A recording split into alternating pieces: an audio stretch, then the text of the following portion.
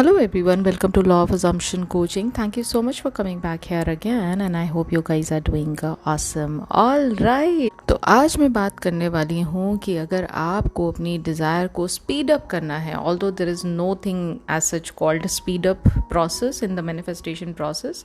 The reason is क्योंकि जैसे जिस क्षण जिस मोमेंट आपने अपनी आंखें बंद करके अपने आप को उस जगह पर रखा जहाँ पर आपको अपनी डिज़ायर पूरी होती हुई खुद को मिलते हुए दिखाई दे रही है, उसी क्षण आपकी डिज़ायर आपकी हो चुकी है. तो यहाँ पर कोई स्पीड अप करने जैसी कोई बात नहीं है. बट बहुत सारे लोगों के दिमाग में ये चीज़ बैठी हुई है कि भाई जब तक हम पूरे प्रोसेस को करेंगे नहीं, हम रूटीन को जब तक करेंगे नहीं, तब तक हमारी डिज़ायर हम तक कैसे पहुँचेगी. और रूटीन जो हम कर रहे हैं उसको कितना जल्दी हम करें ताकि हमारी जो डिज़ायर है जल्दी से जल्दी हमें 3D वर्ल्ड में दिखाई दे. तो मैं आज थोड़ा सा इसको लॉजिकली एक्सप्लेन करती हूँ नेविल सर की टीचिंग्स से रिलेट करके, ताकि आप लोगों को काफ़ी हद तक क्लियर हो जाएगा कि हमें अगर किसी चीज़ को जल्दी लेकर आना है मैनिफेस्टेशन प्रोसेस के थ्रू अपनी 3D रियलिटी में, तो उसका सबसे आसान और सबसे कारगर तरीका जो है वो कौन सा है. तो अगर आपने feeling is the secret book पढ़ी है और उसका जो पहला चैप्टर है लॉ एंड इट्स ऑपरेशन, इस चैप्टर में सब कुछ गिवन है. मतलब कॉन्शियस जो ब्रेन है आपका, उसका क्या रोल है आपके मैनिफेस्टेशन प्रोसेस में, सब कॉन्शियस जो माइंड है उसका क्या रोल है, हर जगह हर चीज़ एक्सप्लेन की हुई है कि क्रिएशन कैसे होता है सब कॉन्शियस माइंड में, जो इमेजिनेशन का, और कैसे आपके चांस और एक्सीडेंट्स जो हैं वो लाइफ में आते हैं, ये किस तरह से चीज़ें काम करती हैं, सब कुछ मेंशन है. तो यहाँ पर एक लाइन मेंशन है, वो मैं आपको पढ़ के सुनाती हूँ और इसका मीनिंग मैं आपको समझाऊंगी इसी टॉपिक से रिलेटेड. यहाँ लिखा है, your desires are not subconsciously accepted until you assume the feeling of their reality. For only through feeling is an idea subconsciously accepted, and only through this subconscious acceptance it is ever expressed. ये बहुत ही साफ शब्दों में, बहुत ही सीधे सीधे इन्होंने explain किया है कि सब कॉन्शियस माइंड को अगर इम्प्रेस करना है अपने डिज़ायर्ड सीड से, तो इसका सबसे सरल तरीका जो है वो ये है कि आपको जब भी आप रात को सोने के लिए जाते हैं, मैं आपको इसका प्रोसेस बता देती हूँ.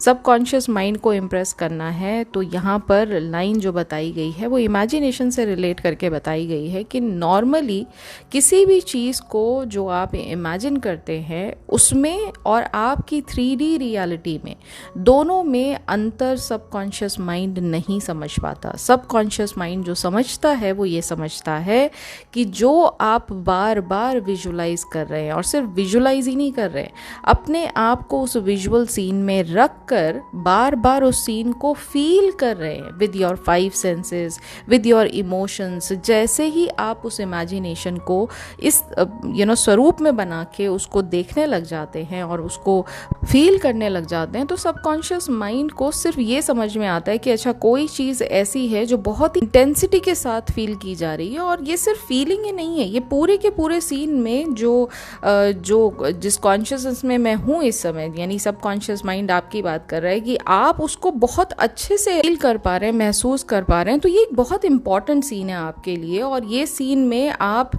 मतलब आप अपनी लाइफ का एक बहुत ही एक लेजेंडरी पल जो है वो महसूस कर पा रहे हैं. तो सबकॉन्शियस माइंड इस चीज़ को एक बहुत इंपॉर्टेंट सीन के तरह कंसिडर करता है. अब क्योंकि आप इसी सीन को, इसी फीलिंग को, इसी पूरे के पूरे सिनेरियो को बार बार रिपीट करते हैं. तो मैंने बहुत बार आपको समझाया है, सबकॉन्शियस माइंड सिर्फ एक भाषा समझता है, that is language of repetition. तो एक ही मोमेंट को, एक ही जगह को, एक ही सीन को जब आप बार बार उसी फीलिंग के साथ, उसी शिद्दत के साथ आप उसको फील करते हैं, तो सबकॉन्शियस माइंड को लगता ही नहीं है कि ये 3D वर्ल्ड का हिस्सा नहीं है. वो उसी ब्लूप्रिंट ब्लूप्रिंट को वो एक्चुअल रियलिटी मान लेता है और उसको वो मैनिफेस्ट करने में लग जाता है, उसके लिए वो सर्कमस्टांसेस को एक करने में लग जाता है, उनके लिए नए ब्रिज ऑफ इंसिडेंट्स बनाने में लग जाता है। तो सबसे आसान तरीका अगर सबकॉन्शियस माइंड को इम्प्रेस करना है जल्दी से जल्दी, तो आपको सिर्फ ये करना है कि रोज रात को सबसे पहले तो माइंड में ये क्लैरिटी रखिए कि आपको चाहिए क्या। दूसरी बात ये, जब आपको ये पता लग जाए कि this is what is my burning desire और ये बर्निंग डिज़ायर से मुझे असीम हैप्पीनेस की प्राप्ति हो रही है, जब मैं इसके फुलफिलमेंट को महसूस कर रहा हूँ तो मुझे बहुत ज़्यादा दिल को सुकून मिल रहा है, तब आप इस पॉइंट पर टिक कर अपने आप को 3D से डिटैच ज़रूर करिए। यानी उसका हाउ और उसका व्हेन आपका हिस्सा नहीं है सोचने का, ये काम आपका नहीं है सोचने का, और ना ही उस पर्टिकुलर डिज़ायर से रिलेटेड अभी 3D सर्कमस्टांसेस में करंट स्टेटस उसका क्या चल रहा है, ये बात भी आपको सोचने की ज़रूरत नहीं है। आपको क्या करना है, सिर्फ सबकॉन्शियस माइंड को उस सीन को बार बार फोकस करके रात को सोने से पहले जैसे आप सोने लगें अपने आप को रिलैक्स स्टेट ऑफ माइंड में रख के आपको सिर्फ और सिर्फ उस सीन के बारे में सोचना है जहां पर आप एज प्योर कॉन्शियसनेस मौजूद हैं। यानी first person point of view में आप उस सीन को देख रहे हैं और उस पूरे सीन में हर चीज़ आपके लिए हो रही है, आपके फेवर में हो रही है और आपकी फुलफिलमेंट ऑफ हैप्पीनेस के लिए हो रही है। ठीक है, जब आप उस सीन में अपने आप को इस तरह से देखेंगे तो जो भी वो वक्त पर आप महसूस कर रहे हैं, बिना ये सोचे कि 3D में अभी क्या चल रहा है, बिना ये सोचे कि ये होगा कैसे, आप इस समय मान के चलिए कि आप 3D का हिस्सा है ही नहीं। आप अपनी प्योर कॉन्शियसनेस में उस एरिया में हैं जहाँ हर चीज़ पॉसिबल है, जहाँ हर एक चीज़ 100% पॉसिबल है। जैसे हम बाहर तो बहुत तेज़ गर्मी हो रही है, बाहर 48 डिग्री टेम्परेचर चल रहा है, लेकिन अंदर किसी एक एरिया में जहाँ आप जाते हैं जहाँ पर आइस स्केटिंग चल रही है, वहाँ पर माहौल एकदम डिफरेंट होता है। वहाँ पर 48 डिग्री टेम्परेचर जो स्कॉचिंग हीट आउटसाइड है उससे बाहर की दुनिया से अंदर के एरिया को कोई लेना देना नहीं होता है। अंदर आपको माहौल डिफरेंट होता है। अंदर आपके लिए जो सूट्स हैं जिसको पहनकर आप आइस स्केटिंग करते हैं वो बिल्कुल डिफरेंट होता है और उसको आप उस समय फील करते हैं बिना ये सोचे कि बाहर तो 48 डिग्री टेम्परेचर चल रहा है, अंदर माइनस में चल रहा है, तो ये कौन सी जगह पे मैं आ गया हूँ। ऐसा नहीं सोचते ना, आप उस समय उस चीज़ को पूरा इंजॉय करते हैं, 100% आप उस मोमेंट में होते हैं। एम आई राइट और रॉन्ग? एग्जैक्टली ऐसे ही जब आप रात को अपनी डिज़ायर के बारे में सोचने लगें, जब आप डिज़ायर के फुलफिलमेंट के बारे में सोचने लगें, तो ये मान कर चलिए कि इस समय आप 3D का हिस्सा नहीं है। इस समय आप उस जगह पर मौजूद हैं जहाँ सब कुछ पॉसिबल है और आपको इस मोमेंट पे उस क्रिएशन को अपने पूरा इंजॉय करना है। ठीक है, तो जब आप इस पूरे सीन के फुलफिलमेंट को फील करते हैं, और फीलिंग इज द सीक्रेट, आप 5 सेंसेस लगाकर, sense of hearing, sense of smell, sense of touch, sense of taste and sense of sight, ये सारी चीज़ें जब आप लगाकर उस पूरे सीन को ऐसे फील करते हैं जैसे आप वहीं पर तो हो, आप 3D में हो ही नहीं, आप वहीं पर तो हो, आप हर एक चीज़ को महसूस कर पा रहे हैं।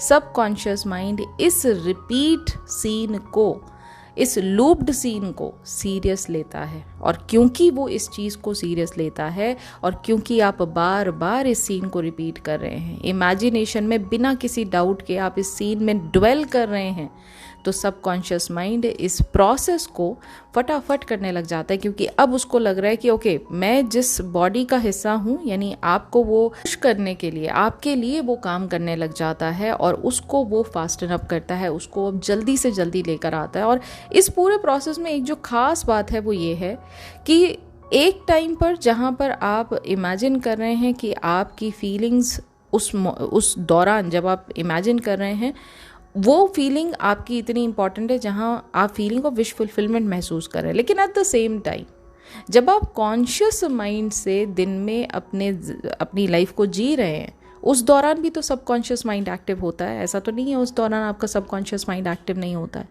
एम आई राइट और रॉन्ग?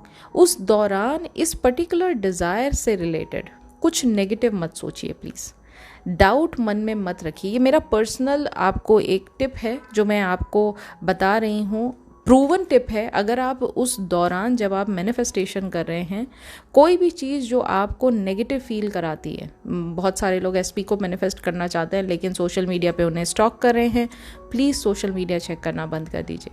जिनको जॉब नहीं मिल रही है, जॉब से रिलेटेड जो उनके बार बार मेल्स आ रहे हैं जहाँ पर रिजेक्शन का मेल आ रहा है या मेल नहीं आ रहा है, वो बार बार मेल चेक कर रहे हैं और मेल वहाँ पर नहीं आ रहा है, प्लीज़ उसको चेक करना कुछ दिनों के लिए बंद कर दीजिए।